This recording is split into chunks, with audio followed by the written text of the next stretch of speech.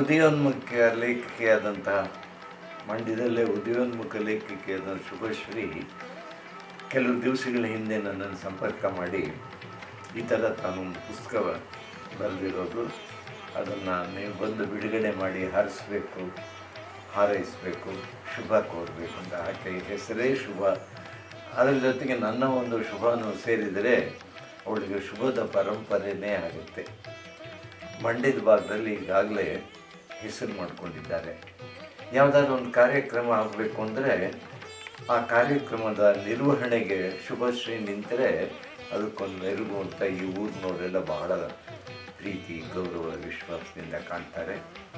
ಅಂಥದ್ದೊಂದು ದೊಡ್ಡ ಕಾರ್ಯಕ್ರಮದಲ್ಲಿ ಒಂದು ತಿಂಗಳ ಹಿಂದೆ ನಾನು ಭಾಗವಹಿಸಿದ್ದೆ. ಅದು ಒಂದು ದೊಡ್ಡ ಕಥೆಯಲ್ಲಿ ಕರ್ನಾಟಕದಲ್ಲಿ ದೊಡ್ಡ ಹೆಸರು ಮಾಡಿಕೊಂಡಂತಹ ಒಬ್ಬ ಉದಯೋನ್ಮುಖ ಲೇಖಕನಿಗೆ ಆ ಪ್ರಶಸ್ತಿಯನ್ನು ಕೊಡ್ತಕ್ಕಂಥದ್ದು ಬೆಸಗರಳ್ಳಿ ರಾಮಣ್ಣ ಅವರು, ಈ ಭಾಗದ ಸುಪ್ರಸಿದ್ಧರಾದಂಥ ಕಥಾ ಸಂಕಲನಗಳನ್ನು ಪ್ರಕಟಿಸಿದಂಥ ದೊಡ್ಡ ಕಥೆಗಾರರು, ನನ್ನ ಸ್ನೇಹಿತರಾಗಿದ್ದವರು, ಅವರು ವೈದ್ಯರು ಆಗಿದ್ದಂಥವರು. ಅವ್ರ ಮಗ ಕೂಡ ನಮ್ಮ ಕರ್ನಾಟಕದಲ್ಲಿ ಪೊಲೀಸ್ ಇಲಾಖೆಯಲ್ಲಿ ದೊಡ್ಡ ವರಿಷ್ಠ ಅಧಿಕಾರಿಯಾಗಿದ್ದವರು. ಅವರನ್ನು ನನ್ನ ಆಹ್ವಾನಿಸಿದರು. ಆವತ್ತಿನ ಆ ಸಮಾರಂಭ ಅದನ್ನು ನಿರ್ವಹಣೆ ಮಾಡಿದ್ದು ಶುಭಶ್ರೀ ಎಷ್ಟು ಚೆನ್ನಾಗಿ ನಿರ್ವಹಣೆ ಮಾಡಿದ್ದು ಅಂದರೆ, ಅದೆಲ್ಲ ಮುಗಿದ ಮೇಲೆ ನಾನು ಕರೆದು ಏನಮ್ಮ ಎಷ್ಟು ಚೆನ್ನಾಗಿ ನೀವು ನಿರ್ವಹಣೆ ಮಾಡಿದ್ರಿ ಅಂದಮೇಲೆ ಆಕೆಗೆ ಭಾಳ ಸಂತೋಷ ಆಯಿತು. ಆಮೇಲೆ ಗೊತ್ತಾಯಿತು, ಪರಿಚಯ ಆದ ಹಾಗೆಲ್ಲ ಆಕೆ ಮಾತು ಒಳ್ಳೆ ಮುದ್ದಾದ ಮಾತು ಮಾತ್ರ ಅಲ್ಲ, ಒಳ್ಳೆ ಬರವಣಿಗೆಯನ್ನು ಕೂಡ ಅಷ್ಟೇ ಮಹತ್ವದ ಬರವಣಿಗೆಯನ್ನು ಮಾಡಿದ್ದಾರೆ ಅಂತಲೂ ಆಕೆ ಹೇಳಿದರು. ನನ್ನ ಒಂದೆರಡು ಪುಸ್ತಕಗಳಿವೆ, ಅದು ಇನ್ನೂ ಬಿಡುಗಡೆ ಆಗಿಲ್ಲ, ನೀವು ದಯವಿಟ್ಟು ಬಂದು ಅದನ್ನು ಬಿಡುಗಡೆ ಮಾಡಬೇಕು ಅಂತ. ಈ ಹೊತ್ತು ಒಂದು ರೀತಿಯಲ್ಲಿ ಗುರುಗಳ ಅಧ್ಯಾಪಕರ ದಿವಸ, ಬಹಳ ಮಹತ್ವದ ದಿವಸ. ಒಂದು ರಾಷ್ಟ್ರವನ್ನು ರೂಪಿಸೋದಕ್ಕೆ ಭವಿಷ್ಯವನ್ನು ಕಟ್ಕೊಂಡಂತಹ ಯುವಕರಿಗೆ ಬೋಧನೆ ಮಾಡ್ತಕ್ಕಂಥ ಗುರುಗಳ ಪರಂಪರೆ ನಮ್ಮ ದೇಶದಲ್ಲಿ ಬಹಳ ದೊಡ್ಡದು. ಹಿಂದೆ ಋಷಿಗಳ ಆಶ್ರಮದಲ್ಲಿ ಗುರುಕುಲಗಳಾಗಿದ್ದು, ಆಮೇಲೆ ಕಾಲಾಂತರದಲ್ಲಿ ವ್ಯತ್ಯಾಸಗಳಾಗಿ ಶಿಕ್ಷಣ ಸಂಸ್ಥೆಗಳು ಬಂದು, ಕಾಲೇಜುಗಳು ಬಂದು, ಹೀಗೆ ನಡೆದು ಬಂದಂತಹ ದಾರಿಯನ್ನು ನಾವು ಸಿಂಹಾವಲೋಕನ ಮಾಡಿ ನೋಡಿದರೆ ಗುರುವಿಗೆ ಇವತ್ತು ಕೂಡ ವಿಶಿಷ್ಟವಾದಂಥ ಸ್ಥಾನ ಉಂಟು. ನಾನು ಮನೆ ಬಿಟ್ಟು ಬರಬೇಕಾದ್ರೆ ದಾರಿಯಲ್ಲೇ ನನಗೊಂದು 15-20 ಗುರುಗಳೇ ನಿಮಗೆ ಇವತ್ತು ನಮಸ್ಕಾರ ಮಾಡ್ತಾಯಿದ್ದೀವಿ, ಆಶೀರ್ವಾದ ಮಾಡಿ ಅಂತ ನನ್ನ ಮೊಬೈಲ್ನಲ್ಲಿ ಕೇಳ್ತಾಯಿದ್ರು. ಅದಕ್ಕೆ ಮುಡಿಯ ಮಾಣಿಕ್ಯ ಅನ್ನೋ ಹಾಗೆ ಇವತ್ತು ಈ ಮನೆಯಲ್ಲಿ ಬಂದು ಮಂದಾರದ ಮನೆಯಲ್ಲಿ ಈ ಬಂಗಾರದಂಥ 2 ಪುಸ್ತಕಗಳನ್ನು ಬಿಡುಗಡೆ ಮಾಡಿ ನಮ್ಮ ಪ್ರೀತಿಯ ಶುಭಶ್ರೀಗೆ ಶುಭ ಹಾರೈಸ್ತಕ್ಕಂಥ ಒಂದು ಸಂತೋಷ ನನ್ನ ಪಾಲಿಗೆ ಪ್ರಾಪ್ತವಾಗಿದೆ. ನನಗೆ ಬಹಳ ಸಂತೋಷ ಆಗ್ತಾಯಿದೆ. ಇದನ್ನು ಭಾಳ ಖುಷಿಯಿಂದ ನಾನು ಬಿಡುಗಡೆ ಮಾಡಿದ್ದೀನಿ. ನಮ್ಮ ಕರ್ನಾಟಕದಲ್ಲಿ ಇವತ್ತು ಲೇಖಕಿಯರು ಇಡೀ ಭಾರತದಲ್ಲೇ ನೋಡಿದರೆ ಹೆಚ್ಚಿನ ಸಂಖ್ಯೆಯ ಲೇಖಕಿಯರು ಇರೋದು ಕರ್ನಾಟಕದಲ್ಲಿ. ಬರೀ ಸಂಖ್ಯೆ ಮಾತ್ರ ಅಲ್ಲ, ಸತ್ವದಲ್ಲಿಯೂ ಗುಣದಲ್ಲಿಯೂ ಮಹತ್ವದಲ್ಲಿಯೂ ದೊಡ್ಡ ಲೇಖಕಿಯರು ಇವತ್ತು ನಮ್ಮಲ್ಲಿ ಕರ್ನಾಟಕದಲ್ಲಿ ಬಹಳ ಕೆಲಸ ಮಾಡ್ತಾ ಇದ್ದಾರೆ. ನಾಟಕ, ಕತೆ, ಕಾದಂಬರಿ, ಪ್ರವಾಸ ಸಾಹಿತ್ಯ, ಕಾವ್ಯ, ಮುಖ್ಯವಾಗಿ ಎಂಥೆಂಥ ಕವಿಯತ್ರಿ ನಮ್ಮ ಕರ್ನಾಟಕದಲ್ಲಿದ್ದಾರೆ ಅಂದರೆ ನಾನು ಬೇರೆ ಬೇರೆ ರಾಜ್ಯಕ್ಕೆ ಹೋದಾಗೆಲ್ಲ ಅದನ್ನು ಉದಾಹರಿಸಿ ಹೇಳ್ತಿರ್ತೀನಿ. ಹೀಗಾಗಿ ಆ ಪ್ರಸಿದ್ಧ ಲೇಖಕಿಯರ ಸಾಲಿಗೆ ಶುಭಶ್ರೀ ಸೇರಿ ಕೀರ್ತಿವಂತರಾಗಲಿ ಅಂತ ನಾನು ಹಾರೈಸ್ತೇನೆ.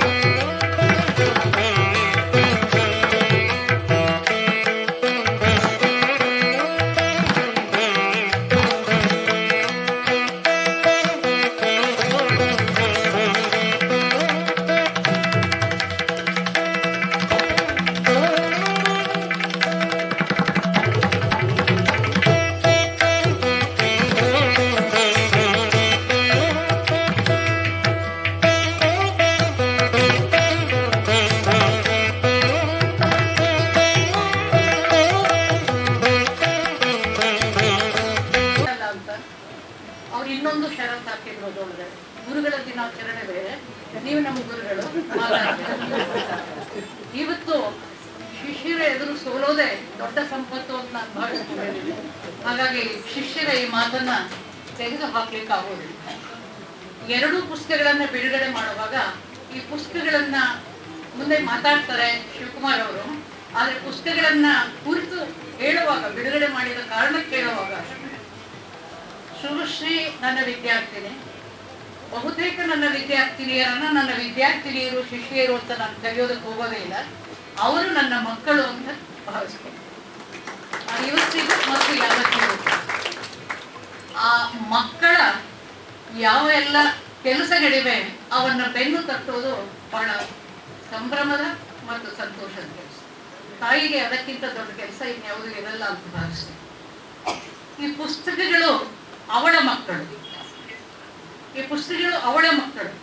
ಬೇರೆ ಎಲ್ಲ ಜನಸಂಖ್ಯೆಯ ವಿಷಯದಲ್ಲಿ ನೀವು ಲಿಮಿಟ್ ಮಾಡಿ, ಕಮಿಟ್ ಮಾಡಿ, ಆದ್ರೆ ಪುಸ್ತಕಗಳ ವಿಷಯದಲ್ಲಿ ಬರೆಯುವಂಥವರನ್ನ ನೀವು ಲಿಮಿಟ್ ಮಾಡೋಕ್ಕಾಗಲ್ಲ, ಬೇಕಿದ್ರೆ ಕಮಿಟ್ ಮಾಡಿಸ್ಬೋದು. ಶುಭಶ್ರೀ ಹಾಗೆ ಪ್ರತಿ ವರ್ಷವೂ ಕೂಡ ಈ ಧರೆಗೆ ಆಕೆ ಬಂದ ಶುಭ ದಿನಕ್ಕೆ ಶುಭಶ್ರೀ ನಮಗಾಗಿ 1, 2, 3 ಹೀಗೆ ಪುಸ್ತಕಗಳನ್ನ ಕೊಡ್ತಾ ಡಜನ್ ಮಕ್ಕಳ ತಾಯಿಯಾಗ್ಬಿಟ್ಟಿದ್ದಾರೆ. ಹಾಗಾಗಿ ಈ ಪುಸ್ತಕಗಳನ್ನ ಬಿಡುಗಡೆ ಮಾಡೋದು ಅಂದ್ರೆ ನಾನು ನನ್ನ ಮೊಮ್ಮಕ್ಕಳನ್ನ ಕಣ್ಣಾರೆ ಕಂಡು. ಆಮೇಲೆ ಈ 2 ಪುಸ್ತಕಗಳ ಸಂದರ್ಭದಲ್ಲಂತೂ ಬೇರೆ ಎಲ್ಲ ಪುಸ್ತಕಗಳಿಗಿಂತ ನಂಗೆ ಸ್ವಲ್ಪ ಒಡನಾಟ ಜಾಸ್ತಿ. ಕಾರಣ ಈ ಪುಸ್ತಕಗಳನ್ನ ತರುವ ಮುನ್ನ ಏನೆಲ್ಲ ಹಿನ್ನೆಲೆಯಲ್ಲಿ ನಡೀತು ಅನ್ನೋದನ್ನ ನಾನೇ ಹೇಳ್ಕೊಡ್ಬೇಕು. ಯಾಕಂದ್ರೆ ನನ್ನ ಮಕ್ಕಳ ಕೆಲಸ ಅಂತ ಬಂದಾಗ ನಮ್ಗೊಂದು ಸ್ವಲ್ಪ ಹಿರಿಮೆ ಜಾಸ್ತಿ. ಪುಸ್ತಕಗಳನ್ನ ತಂದಾಗ ಆ ಪುಸ್ತಕದಲ್ಲಿರುವಂತಹ ಪಠ್ಯಗಳನ್ನು ಗಮನಿಸಿ ಅದಕ್ಕೆ ಈ ಟೈಟ್ಲ್ಗಳನ್ನ ಕೊಡಿಸುವ ಕೆಲಸ ಮಾಡಾಯಿತು.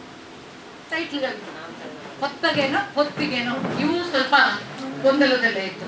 ಅದಕ್ಕೆ ಡಿಕ್ಷನರಿಗಳನ್ನ ನೋಡಿ, ಯಾಕಂದ್ರೆ ಕೆಲವು ಸರಿ ಹೊತ್ತಿಗೆ ಅಂತ ಬಳಸ್ಬಿಡ್ತೇವೆ. ಹೊತ್ತಿಗೆ ಬೇಡ, ಹೊತ್ತಗೇನೆ ಅದು ಪುಸ್ತಕ ಅಂತ ಹೇಳಿ ಅದನ್ನ ಹೇಳಿ ಹೊತ್ತಿಗೆ ಹಿಡಿಯುವ ಹೊತ್ತು. ಇನ್ನೊಂದು ತೆರೆದ ನೋಟ ಯಾಕೆ ಅನ್ನುವಂತ ಸಂದರ್ಭ ಬಂದಾಗ ಇದಕ್ಕೆ ಕವರ್ ಪೇಜ್ ಮಾಡ್ಕೊಡ್ತೀನಿ ಅಂತ ಹೇಳಿ, ಕವರ್ ಅವಳು ಬರ್ತಿದ್ದ ಅವಾಗ್ಲೂ ಗೆಸ್ಟ್ ಆಗಿ ಬನ್ನಿ ಅಂತ. ಗೆಸ್ಟ್ ಆಗಿ ಬರಲ್ಲ, ಬೇಕಿದ್ರೆ ಕವರ್ ಪೇಜ್ ಮಾಡ್ಕೊಡ್ತೀನಿ, ಅದರಿಂದ ತಪ್ಪಿಸ್ಕೋಬೇಕಂತ. ಈಗ ಈ ಹೊಡೆಯುವ ಇದರಿಂದ ತಪ್ಪಿಸ್ಕೊಳಕ್ ಹೋಗಿ ಅದು ಇದು 2 ಜವಾಬ್ದಾರಿಯು ಬಂದೋಯ್ತು.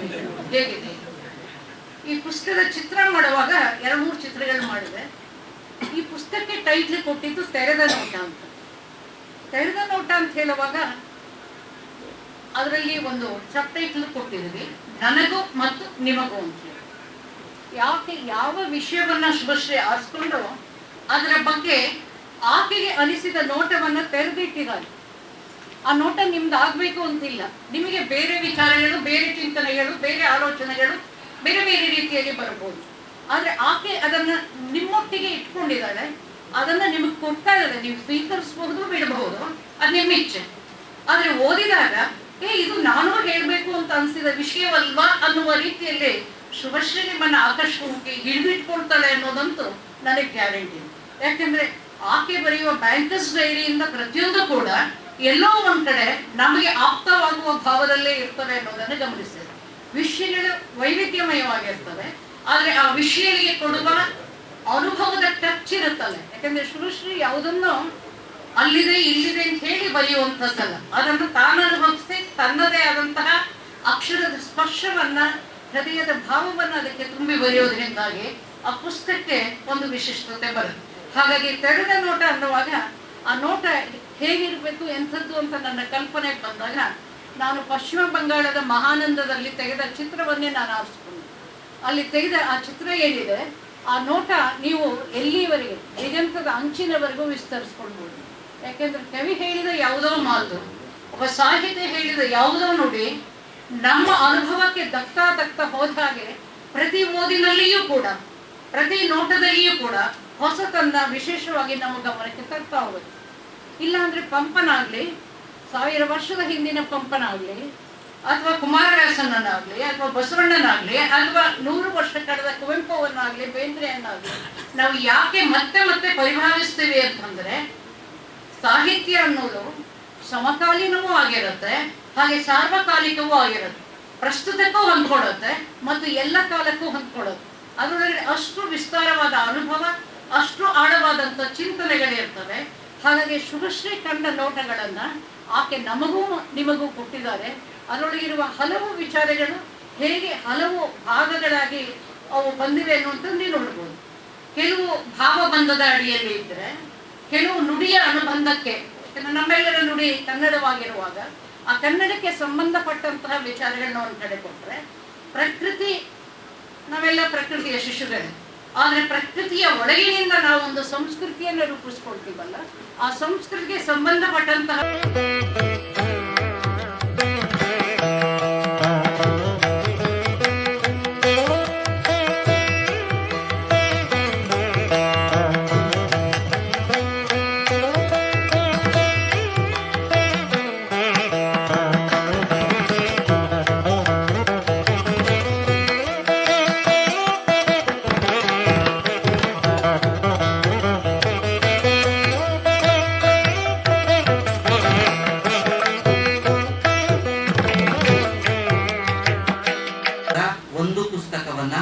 ನಾನು ಪ್ರಕಟಿಸ್ತಿದ್ದೀನಿ ನಮ್ಮ ಪರಿಚಯ ಪ್ರಕಾಶನದಿಂದ ಅನ್ನೋದಕ್ಕೆ ತುಂಬಾ ಖುಷಿಯಾಗುತ್ತೆ.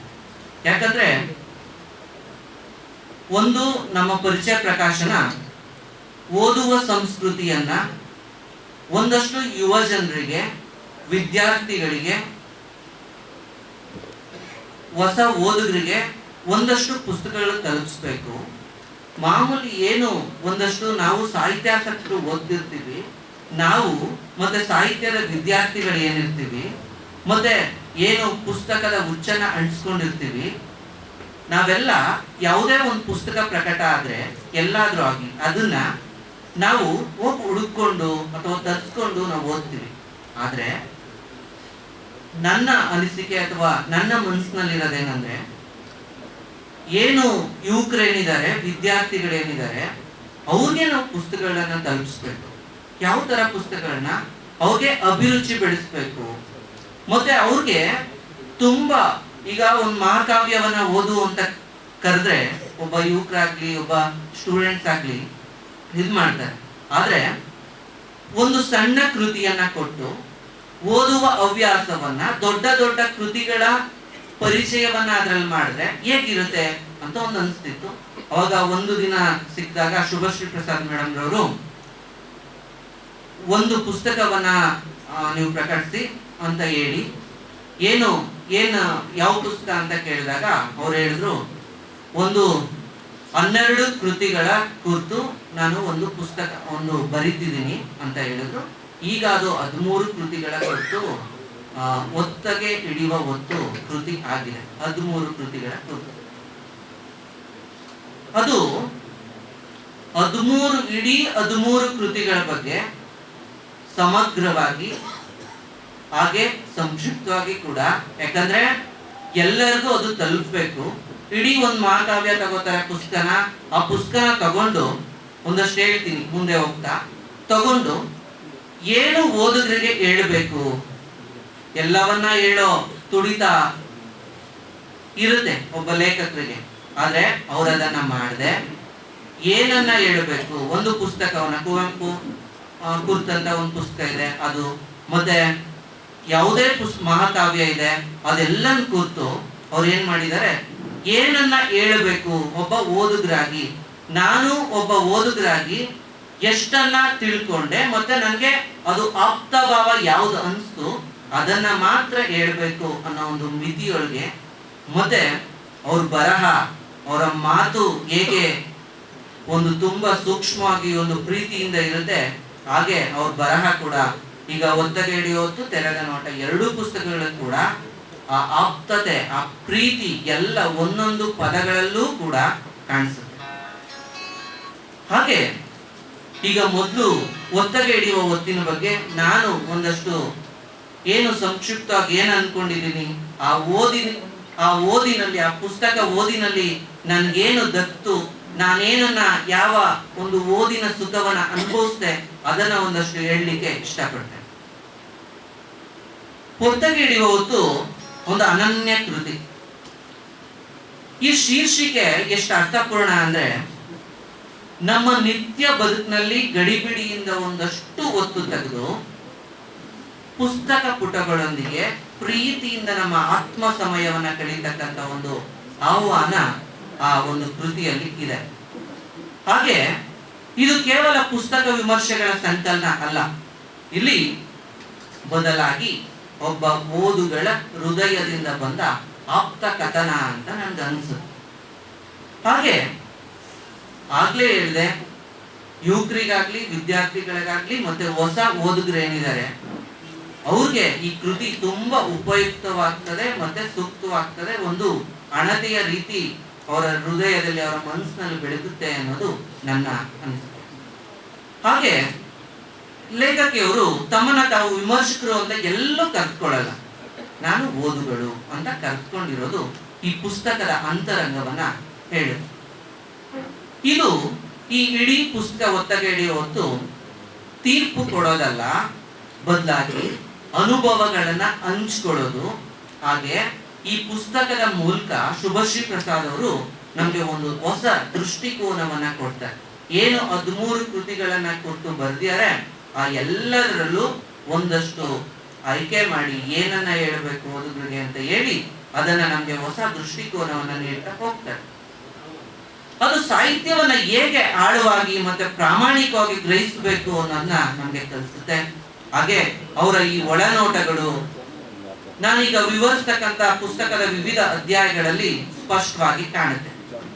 ಮತ್ತೆ ಇವ್ರ ಬರಹಗಳಲ್ಲಿ ನಾನು 2 ಪುಸ್ತಕಗಳ ಕುರಿತು ಆ 2 ಪುಸ್ತಕಗಳನ್ನ ನೋಡಿದಾಗ ನನ್ಗೆ ಅನ್ಸಿದ್ದು, ಮೇಡಮ್ ಹೊಸ ಹೊಸ ಪದಗಳನ್ನ ಬಳಸ್ತಾ ಹೋಗ್ತಾರೆ. ಎಲ್ಲ ಆರ್ಟಿಕಲ್ ಅಲ್ಲಿ ಕೂಡ ಹೊಸ ಹೊಸ ಪುಸ್ತಕಗಳನ್ನ ಬಳಸ್ತಾ ಹೋಗ್ತಾರೆ. ಒಂದಷ್ಟು ನಾವು ಇಡೀ 2 ಪುಸ್ತಕಗಳನ್ನ ಓದಿದಾಗ ಹೊಸ ಪದಗಳನ್ನ ಬಳಸಲಿಕ್ಕೆ ಅವರು ಪ್ರಯತ್ನಿಸಿರೋದು ನಮ್ಗೆ ಗೊತ್ತಾಗುತ್ತೆ.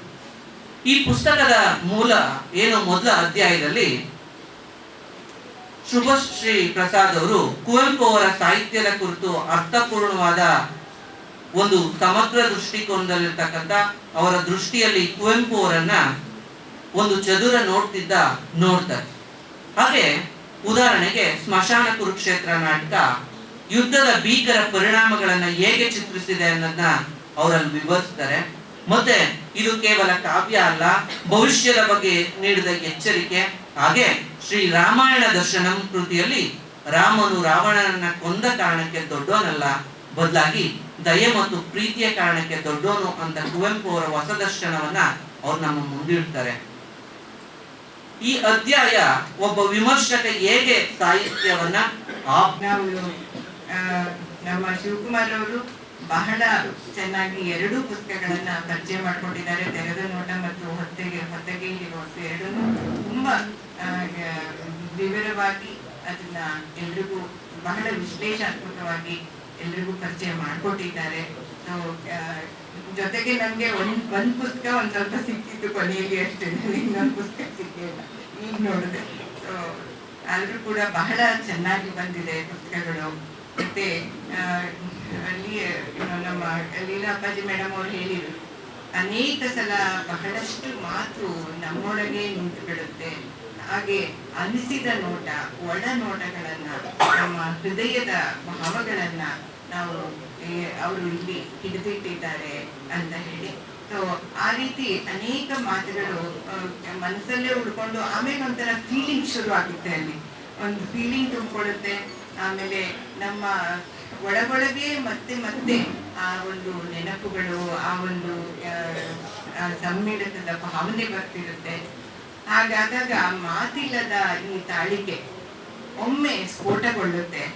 ಆಗಾಗ ಸ್ಫೋಟಗೊಳ್ಳುತ್ತೆ. ನಮ್ಮ ಎದೆಯಲ್ಲಿ ಕಾಪಿಟ್ಟ ಅನೇಕ ಸಂಗತಿಗಳು, ನಮ್ಮ ಮಡಿಲಲ್ಲಿ ಸಲಕಿರುವ ಎಲ್ಲ ಬೆಳಗುಗಳು, ಸಂಭ್ರಮಗಳು ಬರಹದಲ್ಲಿ ರೂಪುಗೊಳ್ಳುತ್ತಾ ಹೋಗುತ್ತೆ ಅಂತ ಅನಿಸ್ತು ಈ ಪುಸ್ತಕ ನೋಡಿದಾಗ.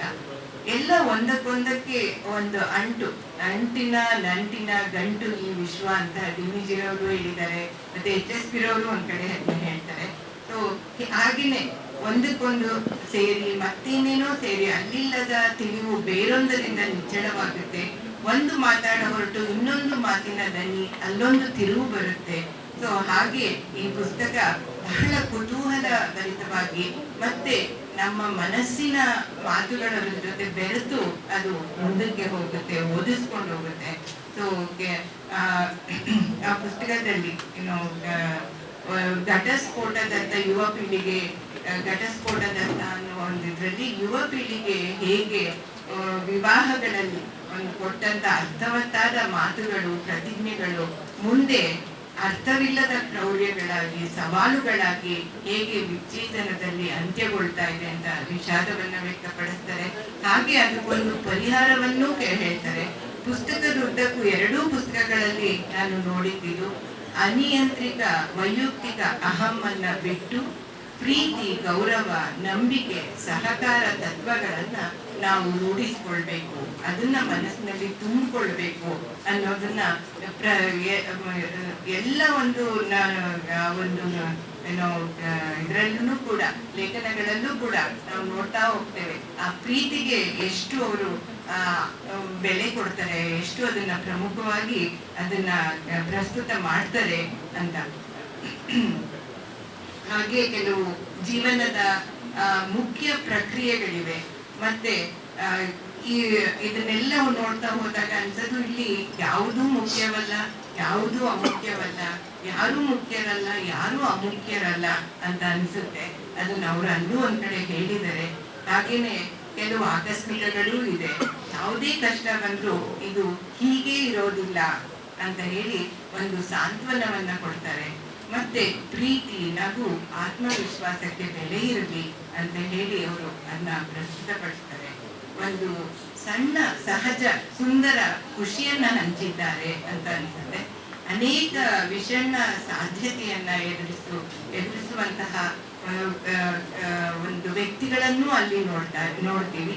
ಅವ್ರಿಗೆಲ್ಲರಿಗೂ ಒಂದು ಚೇತೋಹಾರ ಉತ್ಸಾಹವನ್ನ ಮತ್ತೆ ನಮ್ಮ ಒಳ ಹೊರಗೆ ಒಂದು ತುಂಬಿಸ್ತಕ್ಕಂಥ ಹೋರಾಟವನ್ನ ನೆನಪಿಸುವ ಪ್ರಸಂಗಗಳನ್ನು ಕೂಡ ಅವರು ಇಲ್ಲಿ ಹೇಳ್ತಾ ಹೋಗ್ತಾರೆ.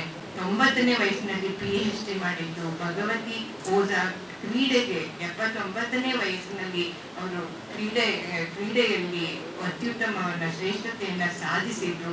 ಇದೆಲ್ಲ ಮಧ್ಯ ವಯಸ್ಸಿನ ಮಾನಸಿಕ ಸಂಘರ್ಷವನ್ನ ಹೇಗೆ ಕಡಿಮೆ ಮಾಡ್ಕೊಳ್ಬಹುದು ಅನ್ನೋದನ್ನ ಹೇಳ್ತಾರೆ. ಹಾಗೆ ತರುಣ ತರುಣಿಯರು ವಿವಾಹದ ಕ್ಲಿಷ್ಟತೆ ಏನಿದೆ, ಹಾಗೆ ಇನ್ನೊಂದು ಕಡೆ ಆನಂದವನ್ನ ಹೇಗೆ ನಾವು ಪಡಿಬೇಕು ಅನ್ನೋದನ್ನ ಬಹಳ ಚೆನ್ನಾಗಿ, ಆನಂದದ ವಿವಿಧ ಬಗೆಯ ಸ್ವರೂಪಗಳನ್ನ ಅವರು ಹೇಳ್ತಾ ಹೋಗ್ತಾರೆ. ಸಾಮಾನ್ಯವಾಗಿ ಇಂಥ ಲೇಖನಗಳಿಗೆ ಸ್ಫೂರ್ತಿ ಕೊಡೋದು ಪ್ರೀತಿ, ಮತ್ತೆ ಅವ್ರು ಹೇಳೋದು ಸ್ನೇಹ, ಸೌಜನ್ಯ ಇರ್ಬೇಕು ಅಂತ. ಅವ್ರೊಂದ್ ಕಡೆ ಹೇಳ್ತಾರೆ, ನಿರ್ಮನಿ ಹಾಡಾದ್ರೆ ಕರೀನ್ ಕಟ್ಟುಕೆ ಜಾಗ ಅತ್ತ ಅಂದಿನಮ್ರ ಅಂತ. ನೆರಮನೆ ಹಾಡಾದ್ರೆ ಹಾಡಾದ್ರೆ ಹಾಳಾಗ್ಲಿ, ನಮ್ ಕರು ಕಟ್ಟಕ್ ಒಂದ್ ಜಾಗ ಸಿಕ್ತಲ್ಲ ಅಂತ ಅನ್ಬಾರ್ದು. ಹಾಗೆ ಆ ಒಂದು ಅಂತಃಕರಣ ಇರ್ಬೇಕು, ಮಾನವೀಯತೆ ಇರ್ಬೇಕು ಅನ್ನೋದನ್ನ ಅವರು ಅಲ್ಲಿ ಹೇಳ್ತಾ ಹೋಗ್ತಾರೆ. ಆಮೇಲೆ ಅವರ ಒಂದು ಸ್ಫೂರ್ತಿಯ ಮೊದಲ ಕಿಡಿ ಪೂರ್ತಿಯಾಗಿ ತಂತಾನೆ ಹುಟ್ಟುಕೊಳ್ಳುತ್ತೆ. ಆಮೇಲೆ ಮನಸ್ಸಿನಲ್ಲೇ ಅದು ರೂಪುಗೊಳ್ಳುತ್ತಾ ಒಂದು ಮನೆ ಕಟ್ತಾ ಹೋಗುತ್ತೆ. ಅದನ್ನ ರಮಿಸಿ, ತಿದ್ದಿ, ತೀಡಿ ಅನಂತರ ಅವರು ಔಪಚಾರಿಕವಾಗಿ ಆಣೆಗಳಿಗೆ ಇಳಿಸ್ತಾ ಇದ್ದಾರೆ ಅಂತ ಅನ್ಸುತ್ತೆ. ನುಡಿ ಅನುಬಂಧದಲ್ಲಿ ಸಾಕಷ್ಟು ಹಬ್ಬಗಳ ಸಂಭ್ರಮವನ್ನ, ವಿಶಿಷ್ಟತೆಗಳನ್ನ, ಪ್ರತಿಯೊಬ್ಬರಲ್ಲೂ ಒಂದು ಬಗೆಯ ರಹಸ್ಯ ಚೆಲುವು, ಒಂದು ಪವಿತ್ರತೆಯನ್ನ ನಾವು ಕಾಣ್ತೀವಿ. ಮತ್ತೆ ತುಂಬಾ ಕಡೆಯಲ್ಲಿ ಭಾವಗೀತಾತ್ಮಕ ಶೈಲಿ ಇದೆ.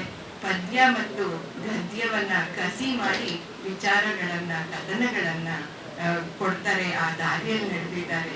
ಮತ್ತೆ ಹೊಸ ತಲೆಮಾರಿಗೆ ಸರಿಯಾದ ಶಿಕ್ಷಣ ನೀಡುವ ಮೂಲಕ ಜಗತ್ತನ್ನು ಬದಲಾಯಿಸಬಹುದು ಅಂತ ಹೇಳಿ ಅವರು ಒಂದ್ ಕಡೆ ಹೇಳ್ತಾರೆ. ಬದುಕಿನ ಒತ್ತಡದಲ್ಲಿ ನಮ್ಮಲ್ಲಿ ಉಳಿದಿರಬಹುದಾದ ಅಲ್ಪ ಸ್ವಲ್ಪ ಮುಗ್ಧತೆಯನ್ನ ಪರೀಕ್ಷಿಸಿಕೊಳ್ಳಕ್ಕಾದ್ರೆ ಈ ಪುಸ್ತಕನ ಪೂರ್ತಿಯಾಗಿ ಓದಲೇಬೇಕು ಅನ್ಸುತ್ತೆ.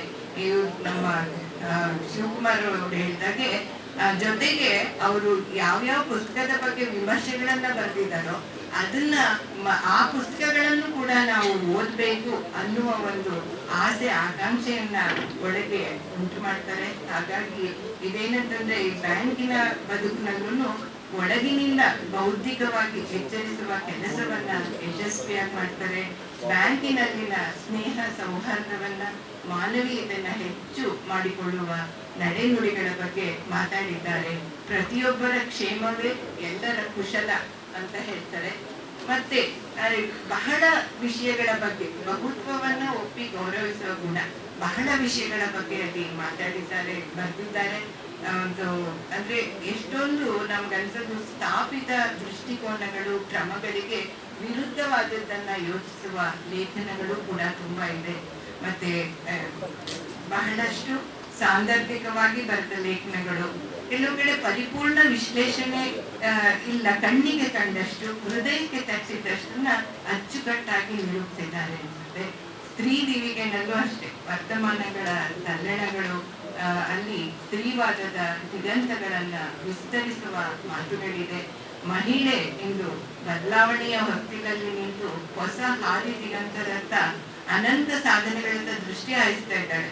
ಅವಳಿಗೆ ಅಕ್ಷರ ಲೋಕ, ಅವಕಾಶ ಲೋಕಗಳ ಬಾಗಿಲು ತೆರೆದಿದೆ. ಆದ್ರೆ ಅದರಲ್ಲೇ ಹಲವಾರು ಸಮಸ್ಯೆಗಳ ಸುಳಿಗೆ ಸಿಗ್ತಾ ಇದ್ದಾಳೆ. AI ನಿಂದ ಹಿಡಿದು ಡಿಜಿಟಲ್ ಅಲ್ಲಿ ಅವಳಿಗೆ ಏನೇನು ಅಪಾಯಗಳಾಗ್ಬೋದು, ಅದನ್ನ ಹೇಗೆ ಮೆಟ್ಟಿ ನಿಲ್ಬೇಕು ಅಂತ ಹೇಳಿ ಬಹಳ ಚೆನ್ನಾಗಿ ನಿರೂಪಿಸಿದ್ದಾರೆ. ಜೊತೆಗೆ ನಮ್ಮ ಲೀಲಾಪಾಜಿ ಮೇಡಮ್ ಅವರು ಹಾಗೂ ನಮ್ಮ ರವೀಂದ್ರರವರು ಎಲ್ಲರೂ ಕೂಡ ಹೇಳಿದಾಗೆ ಏನಂತಂದ್ರೆ ಇಲ್ಲಿ ಬರ್ದಿರೋದೆಲ್ಲ ದಿನ ದಿನದ ಅನುಭವ. ಅದು ನಮ್ಮದೇ ಆಗಿರ್ಬೋದು ಅಂತ ಅನ್ಸುತ್ತೆ, ಅದು ನಿಮ್ಮದು ಆಗಿರ್ಬೋದು, ನಮ್ಮದು ಆಗಿರ್ಬೋದು. ಹೊರಗಿನದನ್ನ ಒಳಗಿನ ದನಿಯಾಗಿಸಿ ತನ್ನ ಒಳಗೆ ಆದ ಅನುಭವವನ್ನ ಓದುಗರ ಒಳಗನ್ನಾಗಿಸಿ ಮಾಡುವ ಒಂದು ರೀತಿ ಇದೆ. ಎಲ್ಲವನ್ನ ತಮ್ಮ ಒಳಗಣ್ಣಿನಿಂದ ನೋಡಿದ್ದಾರೆ. ಹಾಗೂ ಸ್ತ್ರೀಯರ ಬಗ್ಗೆ ಅಂತೂ ತುಂಬಾ ಚೆನ್ನಾಗಿ ಬರ್ತಿದ್ದಾರೆ. ಎಷ್ಟೊಂದು ವಿಶ್ಲೇಷಣೆ ಇದೆ, ಸಾಹಿತ್ಯಿಕ, ಸಾಂಸ್ಕೃತಿಕ, ಸಾಮಾಜಿಕ, ಹೀಗೆ ಬೇರೆ ಬೇರೆ ನೆಲೆಯಲ್ಲಿ ವಿಶ್ಲೇಷಿಸಿರ್ತಾರೆ. ಹಾಗಾಗಿ ಈ ಪುಸ್ತಕಗಳು ತುಂಬಾ ಚೆನ್ನಾಗಿ ಬಂದಿದೆ. ನಾನು ಅವರ ಇತರ ಪುಸ್ತಕಗಳನ್ನ ಓದಿಲ್ಲ, ಆದ್ರೆ ಈಗ ಖಂಡಿತ ಅವ್ರದ್ದು ಎಲ್ಲಾ ಪುಸ್ತಕನೂ ಓದ್ಬೇಕು ಅನ್ನೋ ಒಂದು ಆಸ್ತಿಯನ್ನ ಮೂಡಿಸ್ತಕ್ಕಂತ ಪುಸ್ತಕ. ಸೊ ಇದನ್ನ ಈ ಒಂದು ಸಮಾಜಕ್ಕೆ ಕೊಟ್ಟು ಓದುಗರನ್ನ ಸಾಹಿತ್ಯದೆಡೆಗೆ, ಅನೇಕ ಅನುಭವಗಳ ಕಡೆಗೆ ಸೆಳೆದಿರ್ತಕ್ಕಂಥ ಶುಭಶ್ರೀ ಪ್ರಸಾದ್ ಅವರಿಗೆ ಮತ್ತೊಮ್ಮೆ ನಾನು ಕೃತಜ್ಞತೆಗಳನ್ನು ಹೇಳ್ತಾ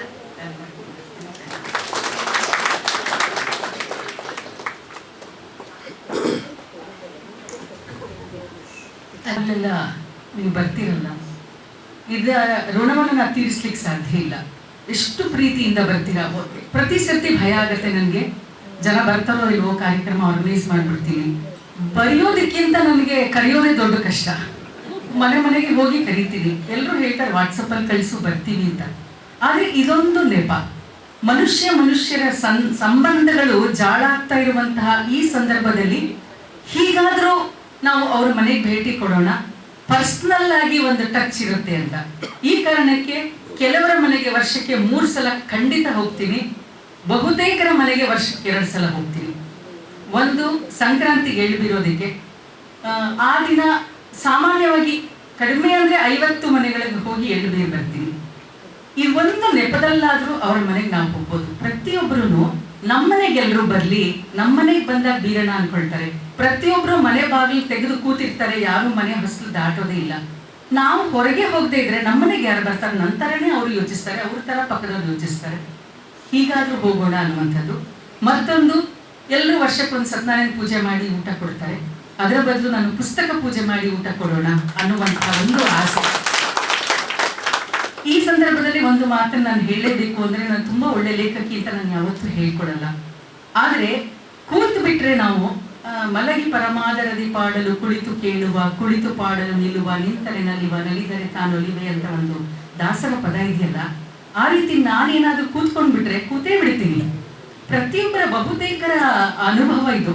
365 ದಿವಸ ಟಾರ್ಗೆಟ್ ಕೊಟ್ರೆ 364ನೇ ದಿವಸನೇ ನಾವು ಸ್ಟಾರ್ಟ್ ಮಾಡೋದನ್ನ, ಯುದ್ಧ ಕಾಲದಲ್ಲಿ ಶಸ್ತ್ರಾಭ್ಯಾಸ.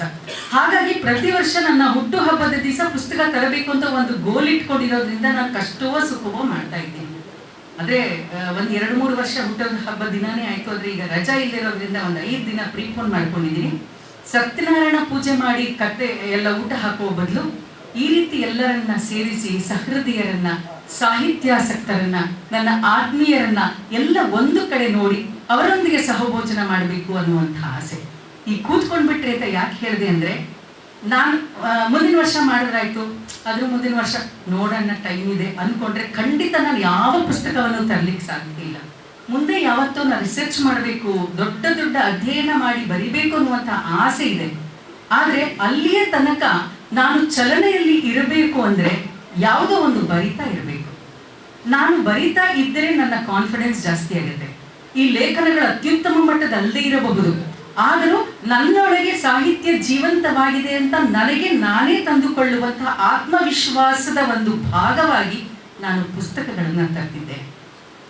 ಇದರಲ್ಲಿ ಒಂದು 2 ಭಾಗಗಳಿದೆ, 2 ಪುಸ್ತಕ.